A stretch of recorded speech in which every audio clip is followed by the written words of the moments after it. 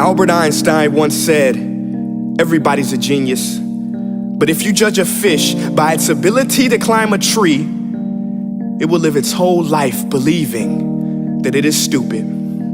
Ladies and gentlemen of the jury, today on trial we have modern day schooling. Glad you could come. Not only does he make fish climb trees, but also makes them climb down and do a 10-mile run. Tell me, school, are you proud of the things you've done?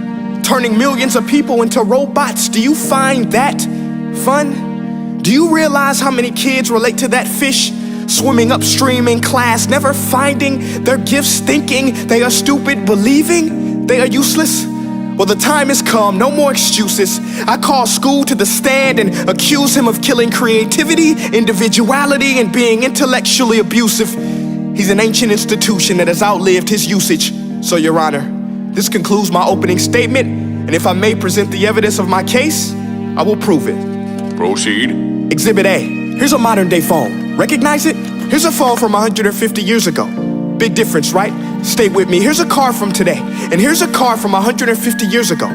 Big difference, right? Well, get this. Here's a classroom of today, and here's a class we used 150 years ago. Now, ain't that a shame? In literally more than a century, nothing has changed.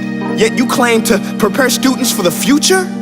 But with evidence like that, I must ask, do you prepare students for the future or the past? I did a background check on you and let the record show that you were made to train people to work in factories, which explains why you put students in straight rows, nice and neat, tell them sit still, raise your hand if you want to speak, give them a short break to eat, and for 8 hours a day, tell them what to think. Oh, and make them compete to get an A letter which determines product quality, hence grade A of meat. I get it. Back then, times were different. We all have a past. I myself am no Gandhi. But today, we don't need to make robot zombies. The world has progressed, and now we need people who think creatively, innovatively, critically, independently, with the ability to connect. See, every scientist will tell you that no two brains are the same, and every parent with 2 or more children will confirm that claim. So please explain why you treat students like cookie cutter frames or snapback hats, giving them this one-size-fits-all crap. Watch your language. Sorry, Your Honor, but if a doctor prescribed the exact same medicine to all of his patients, the results will be tragic. So many people would get sick, yet when it comes to school, this is exactly what happens, this educational malpractice, where one teacher stands in front of 20 kids, each one having different strengths, different needs, different gifts, different dreams, and you teach the same thing the same way? That's horrific. Ladies and gentlemen, the defendant should not be acquitted. This may be one of the worst criminal offenses ever to be committed. And let's mention the way you treat your employees. Objection. Overruled. I want to hear this. It's a shame. I mean, teachers have the most important job on the planet, yet they're underpaid? No wonder so many students are short-changed. Let's be honest, teachers should earn just as much as doctors, because a doctor can do heart surgery and save the life of a kid, but a great teacher can reach the heart of that kid and allow him to truly live. See, teachers are heroes that often get blamed, but they're not the problem. They work in a system without many options or rights. Curriculums are created by policymakers, most of which have never taught a day in their life. Just obsessed with standardized tests. They think bubbling in a multiple choice question will determine success. That's outlandish.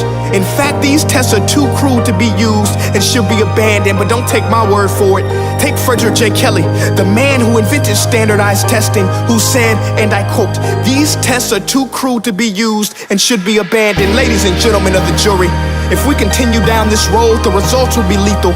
I don't have much faith in school, but I do have faith in people. And if we can customize healthcare, cars, and Facebook pages, then it is our duty to do the same for education, to upgrade it, change it, do away with school spirit, because that's useless. Unless we're working to bring the spirit out of each and every student, that should be our task. No more Common Core. Instead, let's reach the core of every heart in every class. Sure, math is important, but no more than art or dance. Let's give every gift an equal chance. I know this sounds like a dream, but countries like Finland are doing impressive things.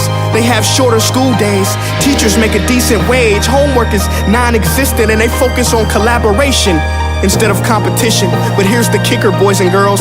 Their educational system outperforms every other country in the world. Other places like Singapore are succeeding rapidly. Schools like Montessori, programs like Khan Academy, there is no single solution.